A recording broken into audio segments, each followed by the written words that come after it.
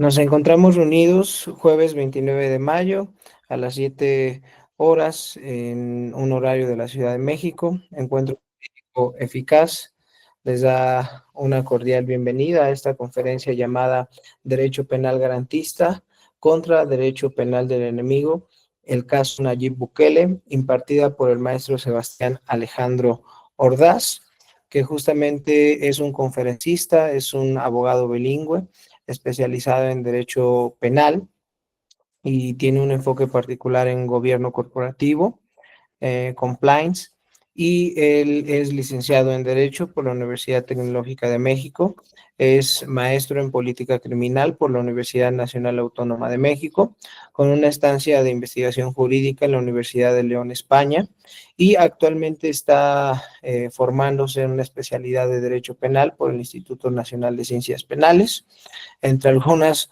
otros talentos que tiene el maestro Ordaz, pues es académico, es catedrático de la licenciatura en Derecho, es abogado consultor, es socio de Encuentro Jurídico Eficaz y pues bueno, entre algunas otras habilidades y formaciones que tiene el maestro, hoy nos va a hacer, insisto, el honor y vamos a tener el privilegio de escucharlo en, pues justamente, ¿no? Esta parte de derecho penal, un ejercicio de derecho comparado, de políticas públicas, y qué mejor de, evidentemente, un maestro en política criminal especializado en la asignatura.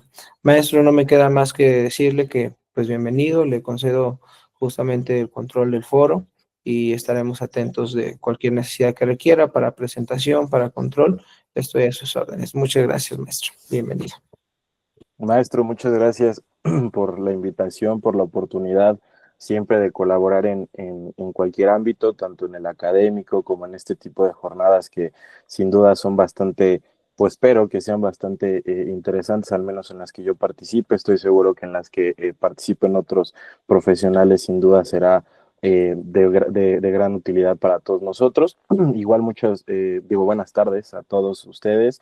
Gracias también por acompañarnos en esta charla. Y pues nada, me parece que y ya para poder entrar en materia, establezcamos un poquito la forma en la que vamos a estar trabajando. Lo vamos a hacer en dos bloques, me parece que eso es importante. El primero, vamos a analizar el derecho penal, la política criminal y vamos a confrontar dos posturas. ¿Cuál es?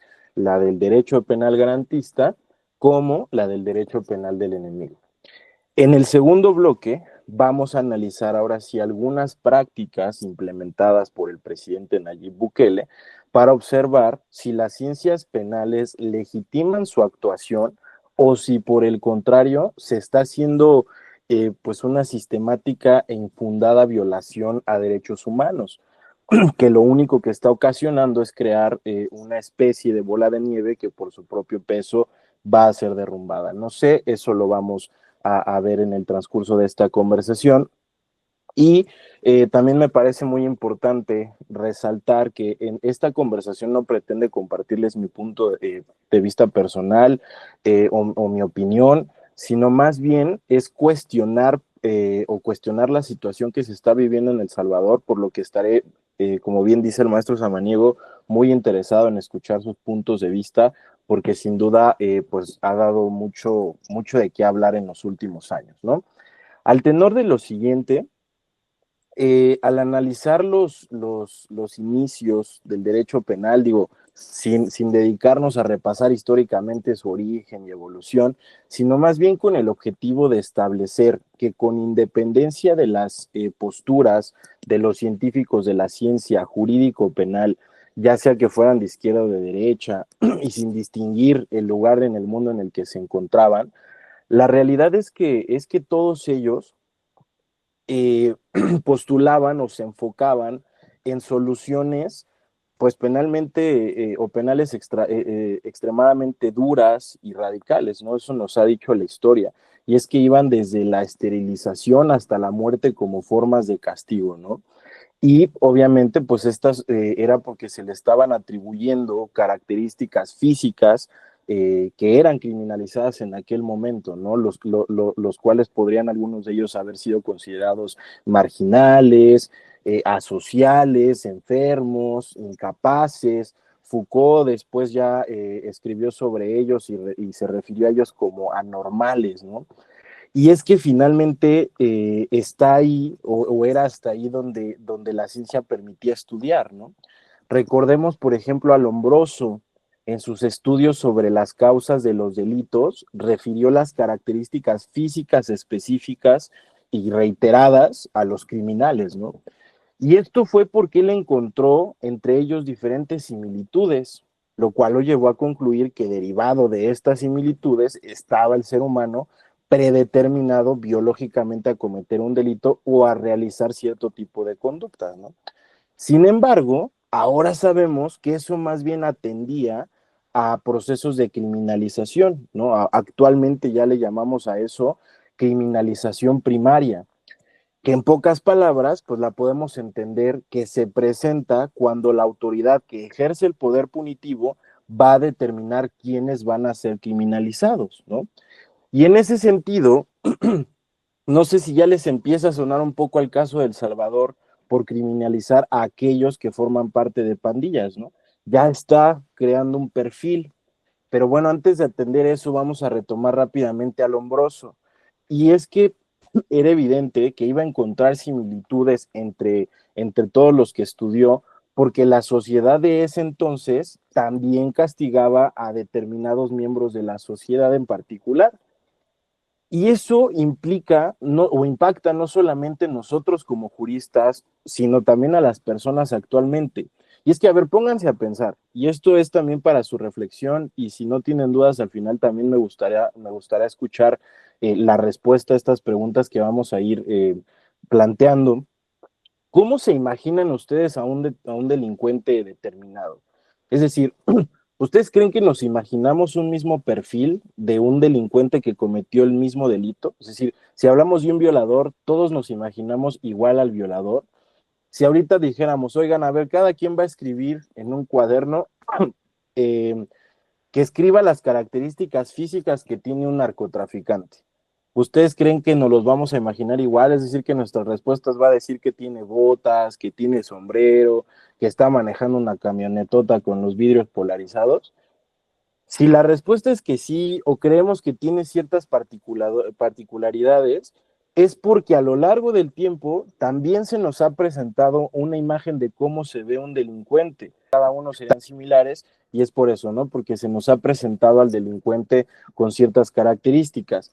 Y ahora, en la actualidad, ya sabemos que esta cuestión que decíamos del hombroso no es por atribuciones físicas que una persona pueda en mayor o en menor medida cometer un delito, sino más bien en los procesos de criminalización que etiquetan a un perfil en particular, ¿no? Y es por ello que hablar de esas cuestiones que etiquetan a las personas es el motivo por el cual se tiene claro qué hacer, o más bien que eso vulnera derechos humanos. Y es que incluso desde Platón, cuando hablaba del exterminio de inviables, ¿no? Por no tener un futuro.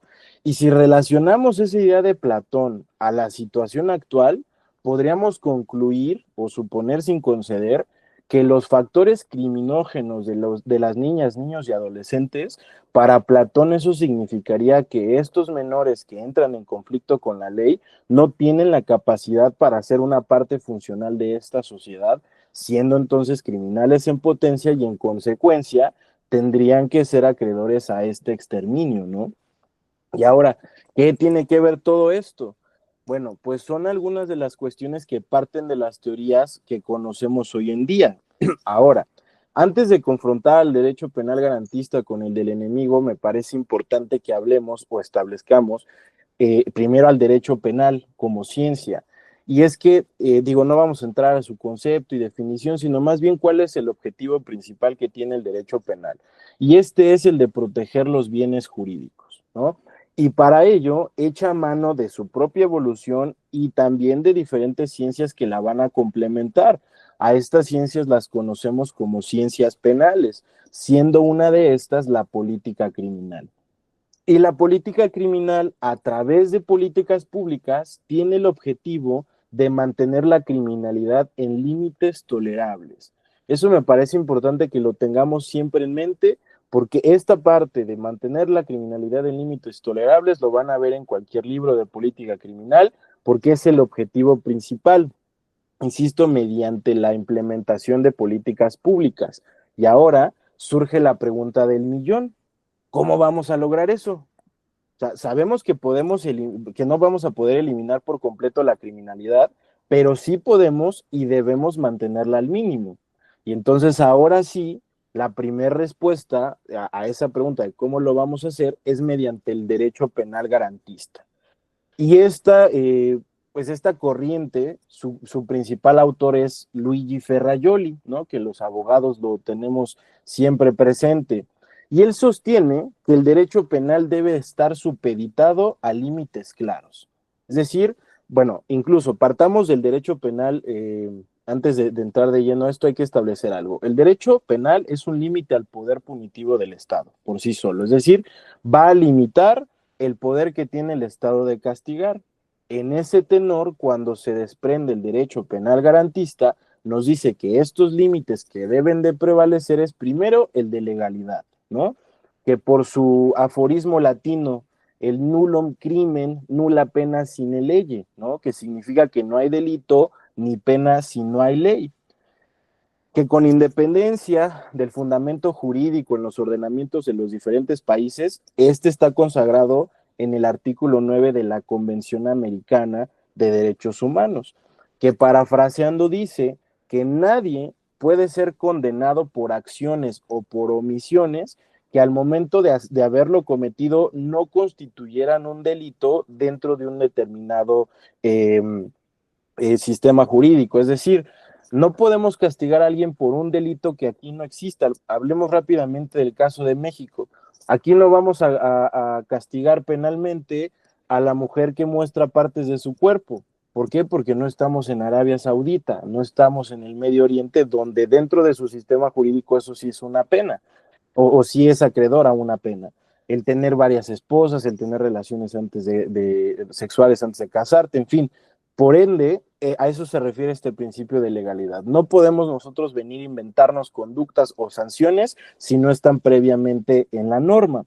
Otro límite que tiene este derecho penal garantista, o no límite, sino lo que busca que prevalezca, pues es la presunción de inocencia, ¿no? Y otras garantías penales que en su conjunto pretenden que se respete en todo momento los derechos humanos de las personas que entran en conflicto con la ley penal. Sin embargo, desde su concepción, el derecho penal garantista hasta ahora ha generado una crisis, y es la famosa crisis del garantismo penal. Y este consiste en que pues esa intención insaciable de proteger los derechos humanos ha resultado en mucha impunidad. Y esa impunidad también hace que los ciudadanos hayan perdido confianza en las instituciones que administran y procuran justicia dentro de un sistema jurídico. Incluso, y eso es un fenómeno que también ya lo tenemos latente en nuestro país, el populismo punitivo. ¿Qué es esto? Pues que nosotros, mediante precisamente popularizar a un individuo, lo empezamos a criminalizar por redes sociales, en medios de comunicación, y entonces esto también vulnera garantías individuales, vulnera derechos humanos, y entonces es ahí cuando decimos, bueno, a ver, derecho penal garantista, sí, mucha protección a los derechos, sí, mucha presunción de inocencia, pero pues de todos modos se están vulnerando los derechos humanos porque la gente ya no confía en esas instituciones, la gente ya no confía en tu eficacia, al contrario, te está criticando, ¿no?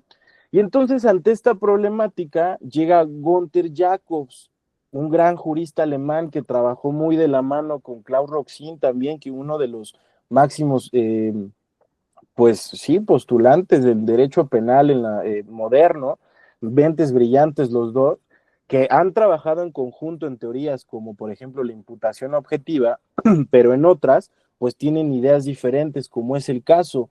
Llega Jacobs a proponer el derecho penal del enemigo. Y entonces, ¿por qué? Porque él dice, pues considero que hay sujetos que no merecen el tratamiento jurídico de personas, porque no están aceptando normas mínimas de convivencia. Hay que recordar el pacto social de Rousseau, ¿no? Todos formamos parte de una sociedad, estamos de acuerdo a actuar conforme a la norma en respeto de los unos a los otros, pero si yo me salgo de esa norma, según Jacobs, entonces ya pierdo esa calidad de persona. ¿Esto por qué? Porque Jacobs parte del funcionalismo jurídico, que sin entrar a cuestiones filosóficas, pues hay que entenderlo como que el derecho es visto como un sistema que está interrelacionado, en donde depende la sociedad, depende el derecho, depende el lugar en donde está, depende la política, incluso en algunas cuestiones, para que entonces ese sistema funcione. Por lo que hace al funcionalismo jurídico propiamente, Jacobs dice que tiene que haber tres cuestiones: la norma, en alemán le dice Norm, la sociedad, que es Gesellschaft, y la persona, que es Person. Teniendo estas tres cuestiones, norma, sociedad y persona, el sistema jurídico va a funcionar. Esto según Jacobs. Ahora, en ese orden de ideas, el derecho debe de atender como emergencia cuando uno de estos está fallando. Entonces, cuando una persona transgrede una norma poniendo en peligro o lesionando bienes jurídicos que están tutelados por la ley penal, se debe considerar una no persona, como lo estábamos mencionando, pero además, en consecuencia, el Estado debe adoptar medidas extraordinarias que consisten en una mayor restricción de derechos sin tener que acreditar por completo la responsabilidad de una persona, incluso desde la cuestión de la prevención del delito o su investigación. ¿Y por qué vemos todo esto? Porque, bueno, primero, otra vez, el derecho por sí solo es violento, ¿no? Porque impone, porque en ocasiones restringe también derechos. Obviamente, cuando hablamos del derecho penal también se considera violento y también restringe muchos derechos, pero digamos que si lo vemos como en una escala, pues el derecho penal garantista en teoría, pues no lo restringe tanto, el del enemigo llega a restringirlos más, pero solamente para atender una emergencia. Aquí la cuestión en particular es que dice Jacobs, si no es necesario el del enemigo, no hay que usarlo, solamente es en casos extraordinarios donde ya el penal garantista fue insuficiente. El caso de México, que no es muy ajeno al de El Salvador, cuando hablamos de delincuencia organizada, cuando hablamos de trata de personas, pues son situaciones que son bastante graves, bastante delicadas, que deben de ser atendidas sin que haya más bien en aras de proteger a la comunidad. Ahora, en ese orden de ideas, debemos tener muy claro esto y quiero ser muy, muy enfático, y es que ambas teorías están legitimadas en los ordenamientos jurídicos internacionales, es decir, estos ordenamientos, diferentes tratados, convenciones, permiten y legitiman tanto al derecho penal garantista como al del enemigo, y obviamente en consecuencia pues han sido adoptados por las diferentes naciones, siendo México, como lo decía, no es una excepción, también tiene y vive estas dos realidades. Hablábamos sobre que el derecho penal del enemigo también empieza a verse desde una cuestión de prevención e investigación del delito. Cuando hablamos de investigación de delito y las técnicas de investigación que se llevan a cabo conforme al Código Nacional de Procedimientos Penales, que aplican o son, digamos, propias de un derecho penal garantista, también hay técnicas especiales de investigación. Estas técnicas especiales de investigación, que ya hablamos de un testigo protegido, de la intervención de comunicaciones, no sé, la ley de extinción de dominio, etcétera, etcétera, todo este tipo de cuestiones o de figuras que se empiezan a emplear para investigar y prevenir el delito antes siquiera de sancionarlo, son manifestaciones de este derecho penal del enemigo, pero insisto, en estas dos realidades que vive, en este caso, nuestro sistema jurídico, pues no aplican de manera, más bien, aplican para cuestiones en concreto. No son, pues ahorita se me antoja la del enemigo, ahorita se me antoja el garantista, porque hablábamos que se tiene siempre que prevalecer y respetar el principio de legalidad. Ahora bien, una vez que hemos platicado un poquito sobre de qué tratan y qué busca tanto el derecho penal garantista como el derecho penal del enemigo, considero o quiero pensar, ustedes me dirán, que ya podemos empezar a analizar la política criminal de Nayib Bukele Y pues es que no sé si recuerdan, ¿no? Pero desde el año 2019 ha implementado una serie de medidas de seguridad drásticas, ¿no?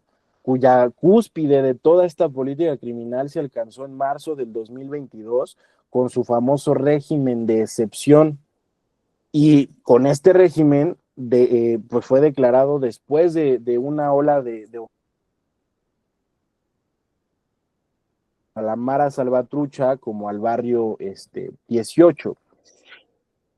Y en este sentido, estas medidas de Nayib Bukele consistieron ahí en El Salvador o representaron más bien, resultaron, mejor dicho, en una serie de detenciones pues, masivas, realmente, ¿no? Más de 80,000 personas fueron detenidas sin órdenes de aprehensión, sin que estuvieran siendo sujetas a investigación, algunas sí, otras no, pero ¿qué hizo? Pues él declaró un estado de emergencia y suspendió derechos constitucionales para todas estas personas que ya estaban siendo o que fueron criminalizadas.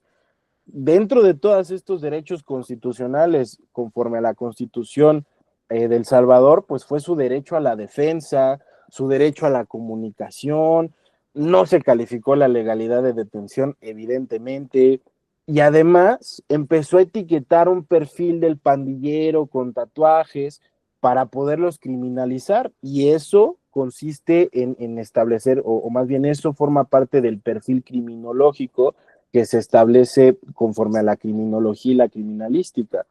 Y entonces, todas las personas que cumplían con este perfil criminal, pues fueron sujetas a estas detenciones arbitrarias. Por eso les decía esta parte de el etiquetamiento y los procesos de criminalización hace un momento. Esto hizo Nayib Bukele. Luego, no se quedó ahí. En este estado de emergencia mandó a construir la famosa megacárcel, ¿no? El centro de confinamiento del terrorismo, ¿no?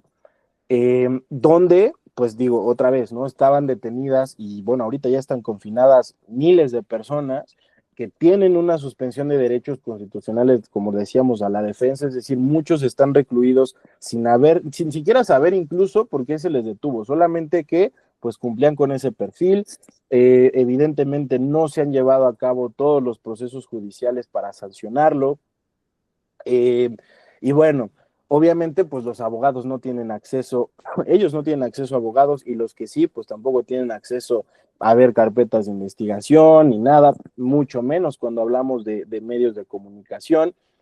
Y ahora, con esto que acabamos de ver que ha hecho Nayib Bukele, ¿ustedes qué piensan?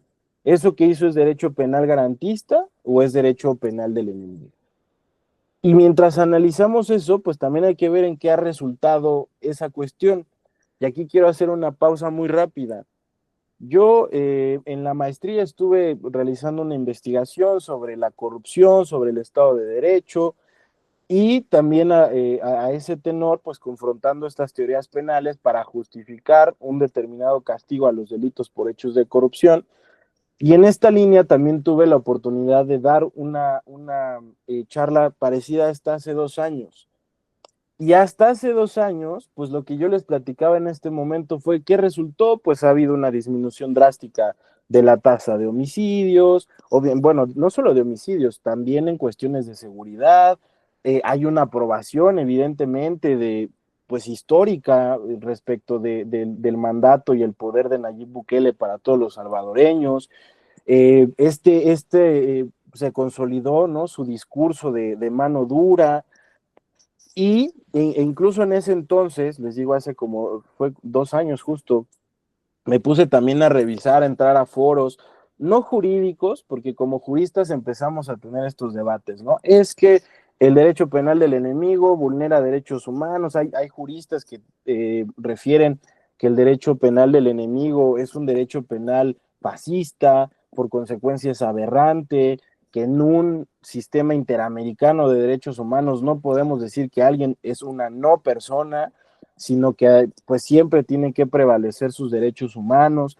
Entonces, insisto, ¿no? Los juristas empezamos a pelearnos unos con los otros en la academia de por qué es una teoría mejor que la otra. Pero yo me metí a foros de las personas, en grupos en Facebook, de salvadoreños, en donde ellos mismos compartían sus vivencias y sus historias de que antes pues había una especie de toque de queda porque estábamos controlados por la delincuencia, no podíamos salir, les cobraban piso a los que ponían sus negocios, y ahorita desde esta política criminal de emergencia que implementó el presidente, pues ya otra vez puedo salir a la calle más seguro, mi negocio está prosperando. Entonces en ese momento de hace 2 años, la ciudadanía estaba feliz y estaba satisfecha con el actuar de Nayib Bukele. Había todavía mucho debate internacional respecto de sus métodos y la cuestión jurídica, pero cierro ese paréntesis y ahorita van a ver por qué, porque vamos a analizar unas cifras. Antes de llegar a ese punto, regresamos a si bueno, más bien hay que partir de esta cuestión que les decía, ¿no? Que los ciudadanos decían que sí había funcionado y demás. Y entonces, ¿esto está funcionando, pero es legítimo o no es legítimo? Primero ya vimos que sí está legitimado en organismos internacionales el derecho penal del enemigo, pero con reglas. Acuérdense que todo lo que tiene una excepción es en situaciones en particular, no va a aplicar en todo momento. No, obviamente, pues eso sucede con este derecho penal del enemigo. Las técnicas de pronto que empezó a utilizar Nayib Bukele, pues fueron cuestionadas respecto a su legitimidad, no porque el derecho penal del enemigo no existiera o no estuviera legitimado, sino porque pues en algunas ocasiones estaba ya cruzando ese límite, ¿no? Y es que, ¿por qué? Esta eficacia desde la óptica de la política criminal pues es muy relevante, pero no puede justificar por sí sola la transgresión de los principios constitucionales consagrados en la Constitución salvadoreña. Y el caso de Nayib Bukele refleja una maximización del control social a través del poder punitivo, pero pues al final de cuentas erosionó por completo el derecho penal garantista en ese país. Aquí también me gustaría hacerles una recomendación si les interesan estos temas. Hay una obra muy, muy buena que se llama Gobernar a través del delito. Y esta obra es no me acuerdo de su primer nombre, pero se apellida Simmons. Este libro es muy bueno porque te ayuda a establecer estas cuestiones de cómo los delitos al final de cuentas son utilizados como formas de gobierno, y el caso de Nayib Bukele ejemplifica perfectamente todo lo que está en ese libro. Ahora, maestro, no sé si me permita compartirles pantalla para que veamos estas cifras que le comentaba. Adelante, maestro, gracias. A ver. Ajá. Bueno, les decía, no, permítanme por favor. Listo. ¿Ya pueden ver mi pantalla? Listo, ¿no?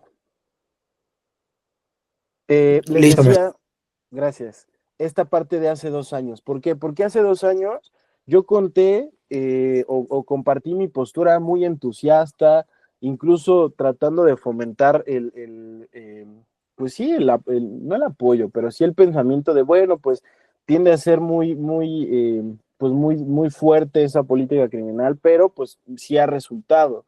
Sin embargo, como todas las teorías del poder que diversos autores nos han compartido, uno de ellos siendo Foucault, otro de ellos siendo Giovanni Sartori, en donde estos ejercicios de poder, si no son controlados, terminan abusando, terminan siendo, pues excediendo, eh, pues sus atribuciones y sus facultades, pues tristemente ya es algo que está sucediendo en El Salvador. Nayib Bukele al principio siendo como esta figura de pues un gran presidente, al menos en ese momento, que sí disminuyó los índices de corrupción, de criminalidad en su país, pues indudablemente como no tuvo ningún freno, pues empezó ya a tener pues repercusiones ya totalitarias y abusivas.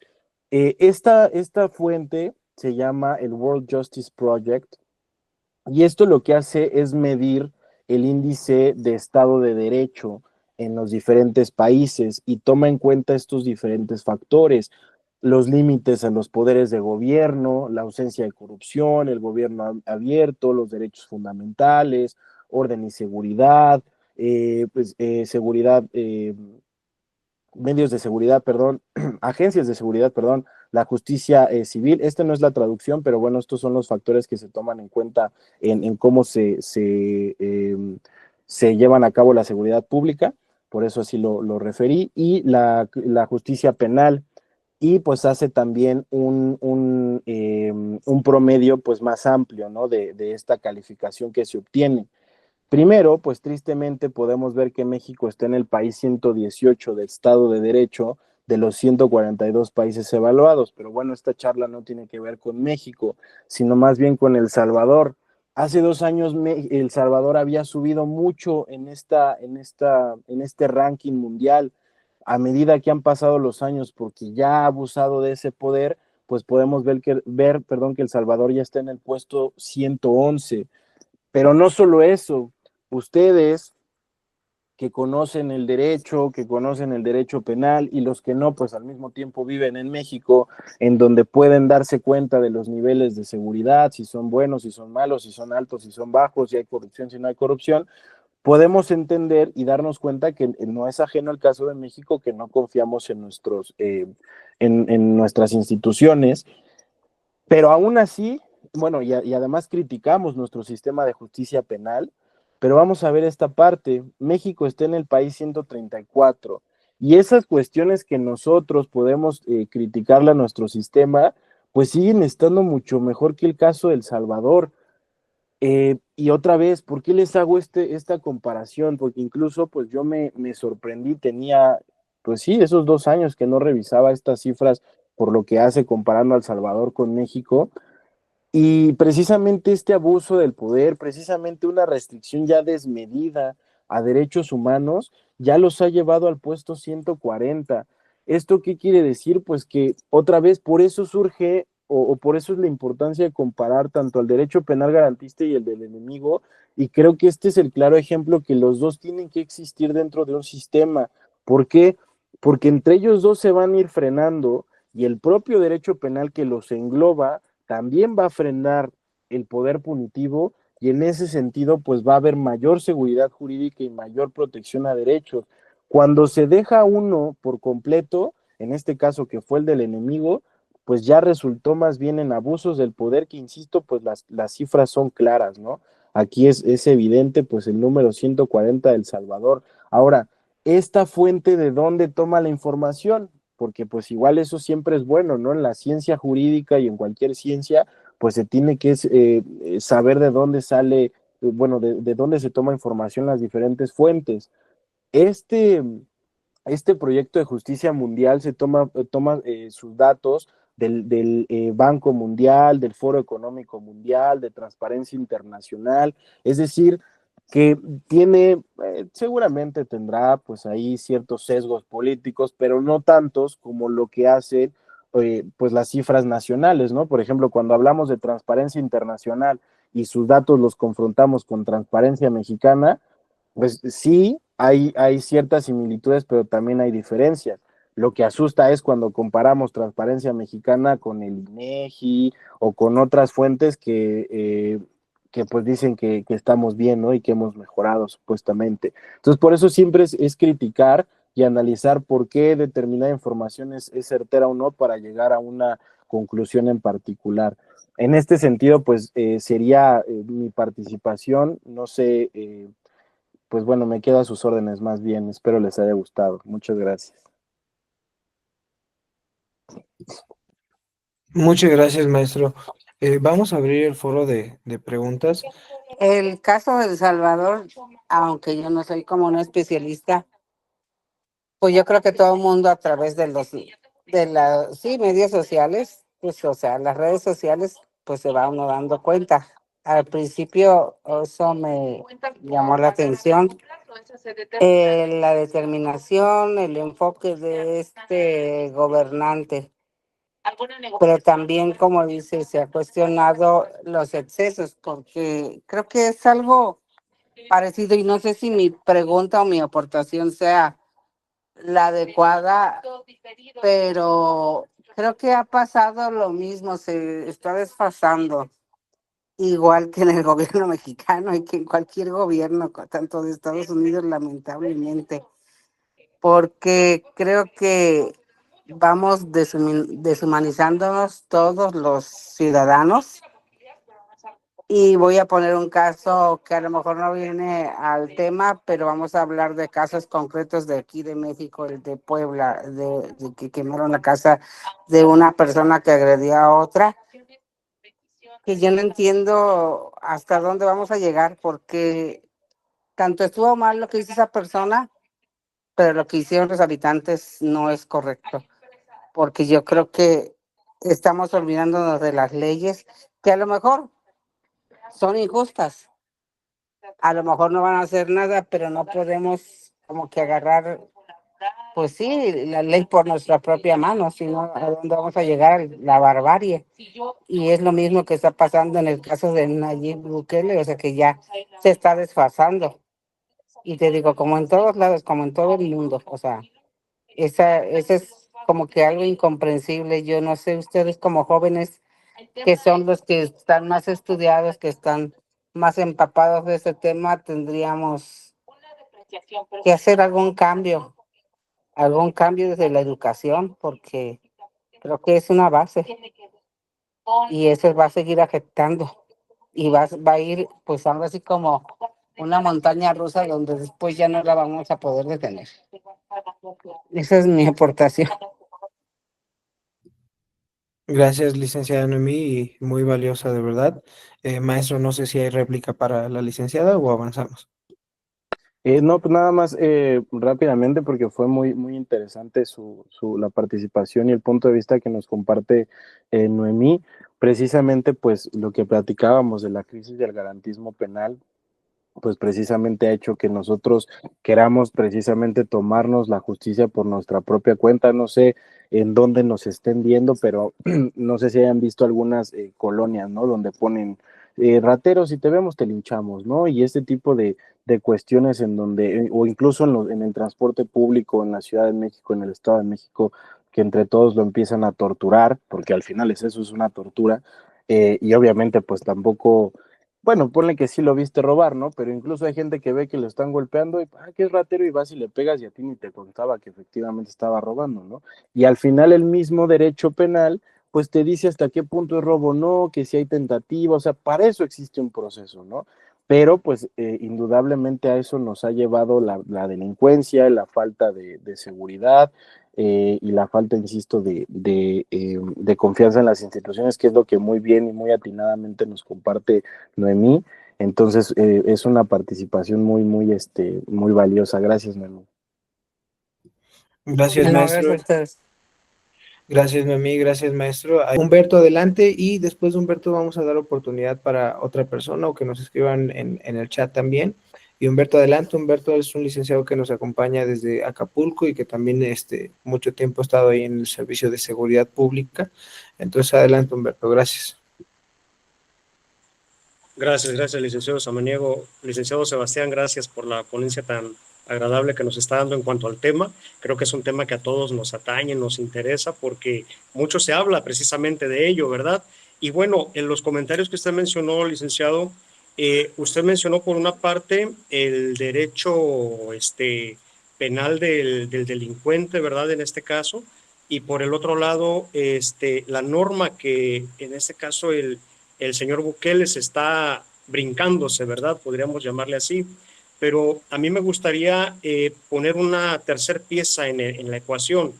Si no mal recuerdo, el maestro Enrico Ferri mencionó en su libro de Sociología Criminal, menciona el derecho de la sociedad también. Sí, y obvio, pues es bastante natural que podamos decir aquí en México, en Acapulco, por ejemplo, pues secuestros, balaceras a todas horas, quemando carros, amenazas, la inseguridad al máximo. Entonces, la sociedad también tenemos derecho, ¿sí? Entonces, nada más abonando ligeramente a lo del señor Nayib, yo creo que el tamaño de la circunstancia que tenía en su país, El Salvador, necesitaba también tomar medidas megadrásticas. Entonces yo lo entiendo, yo lo comprendo, que después necesitemos ir regulando esas medidas que él tomó, es verdad, ¿sí? Pero si él o alguien viniera, digo, no él, ¿verdad? Alguien de acá viniera y dijera, oye, ¿sabes qué? Vamos a detener a gente que vaya de corbata y saco, pero si se les ve que llevan un vehículo o actitudes sospechosas, a ver, vamos a brincarle sus derechos y vamos a registrarle el vehículo, ¿sí? Acapulco lo necesita, de verdad. Yo creo que todo México, pero hablo por lo que yo de verdad estoy viendo todos los días. Entonces, el derecho de la sociedad a vivir sin amenazas, sin balaceras, sin secuestros, sin homicidios, ¿sí? Sin que haya niños pasando a la escuela o de regreso y que haya arriba de los coches partes humanas, ¿sí? Entonces, a mí me gustaría mucho que se abriera un foro para hablar acerca del derecho de la sociedad a vivir una vida digna, libre de toda esta circunstancia. Me gustaría también que se abordara ese tema. Creo que el que ustedes están abordando es bastante interesante, pero también nos da paso a hablar de esta tercera pieza que yo sumo a la ecuación. Y pues bueno, pues gracias, licenciado. Gracias de verdad por este tiempo y por su conocimiento compartido con nosotros. Gracias. Maestro, igual no sé si hay réplicas. Sí, claro que sí. Igual, Humberto, muchas gracias por tu participación, por compartirnos igual tu sapiencia en esta cita de Enrico Ferri, que sin duda es muy, muy atinada. Al final de cuentas, bueno, también, ¿no? Enrico Ferri, al ser pues también el máximo, uno de los máximos exponentes en la ciencia jurídico-penal, pues es de donde parte Gunther Jacobs, ¿no? De lo que hablábamos de la norma, la sociedad que tiene que, como tú muy bien señalaste y resumiste, tienen que estar relacionadas.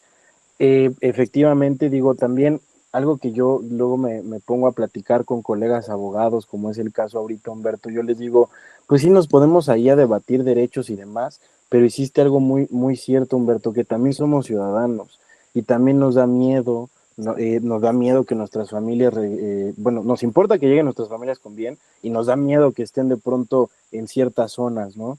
Eh, Precisamente justo en contraste de lo de Nayib Bukele, pues teníamos al otro que decía abrazos, no balazos, y vean cómo estamos, vean cómo está Sinaloa.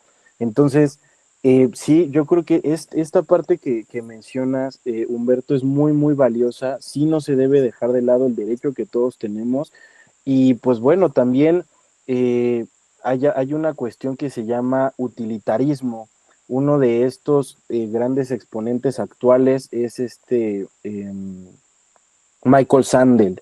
Y Michael Sandel dice, ¿no? Obviamente pues toma posturas de filósofos, pero dice que pues tiene que prevalecer el interés común sobre el individual. Entonces, si en este proceso, pues digo, tristemente, pues se va un inocente, pues ni modo, la intención es que todos los que estamos pues trabajando día con día, buscando nuestra paz, nuestra seguridad y la de nuestra familia, pues si nos vamos a ver beneficiados en esa cuestión, pues el utilitarismo nos dice, pues ni modo, adelante, ¿no? Hay que prevalecer o que prevalezca esta parte de la comunidad. Entonces, de verdad, Humberto, es una gran participación. De igual, me gusta mucho que quieras fomentar esta parte del debate y de platicarlo. Pues aquí más bien el maestro Samaniego, no sé si nos puede ayudar a que coordinemos eso, igual con tu participación, Humberto, porque podría ser bastante, bastante útil. Muchas gracias. Bueno, el licenciado tocó varios temas respecto a la criminología, ¿no? O sea, hablando criminológicamente y penalmente también respecto a las leyes, yo considero que el tema de El Salvador es como retroceder un poquito a lo que ya hemos avanzado respecto a las leyes, ¿no? A la normatividad.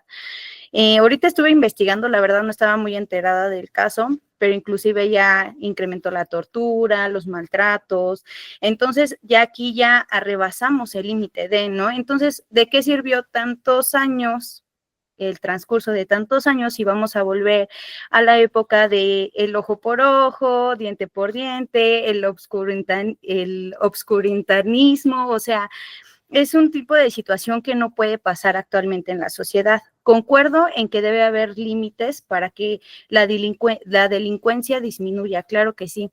Y respecto al punto criminológico, no podemos catalogar a todas las personas que van tatuadas o que tienen características físicas que ya son delincuentes. Eso es discriminación totalmente, ¿no?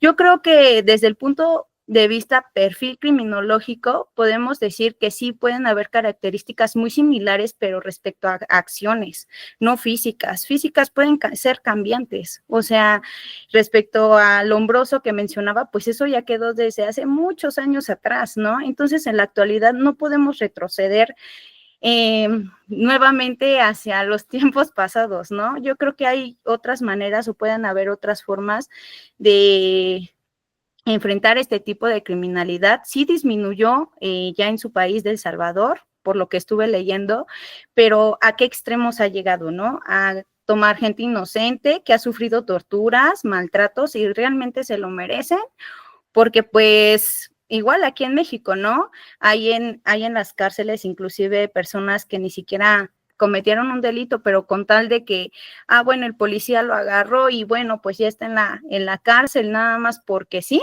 pues no, ¿verdad?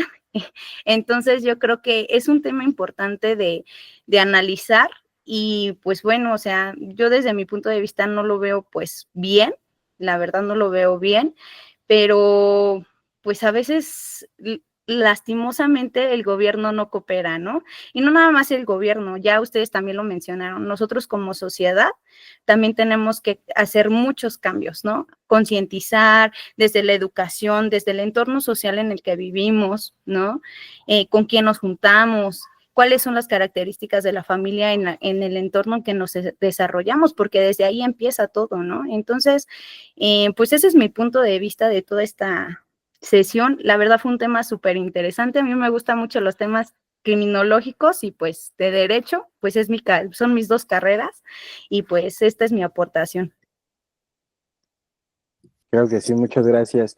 Pues nada, precisamente al tenor de lo que menciona el maestro, igual Cervantes ahorita que nos comparte, al final de cuentas la intención, pues tanto de estudiar, de ir a la escuela, de hacer este tipo de dinámicas, es desarrollar el pensamiento crítico que precisamente nos lleva a criticar y a cuestionarnos, ¿no? Lo que tenemos, si funciona, por qué funciona y si no funciona, por qué no. Y en ese sentido, pues retomo un poquito lo que les decía al final y lo que también ya platicamos ahorita, ¿no? Eh, Obviamente podemos estar en contra o a favor de algunas cuestiones o de otras no, o tal cual inclinarnos hacia una o hacia otra. Yo creo que aquí lo importante es que el derecho, para mí, debe de dejarse ver como una cuestión general y más bien tiene que atacar cuestiones en particular. Lo que funciona en un sistema jurídico no necesariamente va a funcionar en otro y viceversa. Entonces, efectivamente, igual como lo vimos con las cifras y lo que nos ayuda también aquí a robustecer Cervantes respecto de la tortura y demás, pues indudablemente iba a suceder, ¿no? Entonces, igual Humberto decía, pues tampoco llegar a eso, pero sí empezar a tener mano dura, ¿no? Entonces, y esto nos lleva también a lo que referían a mí, si nosotros, y por supuesto el maestro Samaniego, si nosotros no exigimos ese tipo de modificaciones, ese tipo de figuras, pues entonces no nos podemos quejar, yo creo, ¿no? Pues nada, otra vez, muchas gracias a todos por su tiempo, me encantó aquí platicar con ustedes, gracias. Gracias a Muchas, usted. muchas gracias, maestro. Pues vamos a dar por concluida esta sesión. Gracias a la conexión de Noemí, de Ángel, Humberto, licenciado José, Cervantes, Iván, Montserrat, Italia también, Iván, Judá Torres, maestro, Leslie, Livy, Norma también que está, y Alexis y todos los que se conectan. Todos los que van a ver esta sesión grabada va a estar en YouTube. Suscríbanse ahí al canal, síganos en redes sociales y estén atentos a las próximas conferencias que en junio vamos a tener seguramente otra. Y que les digo, pasen una muy, muy, muy bonita noche. Hasta luego. Bye bye. Hasta luego. Bye. Gracias. Bye. Luego todos.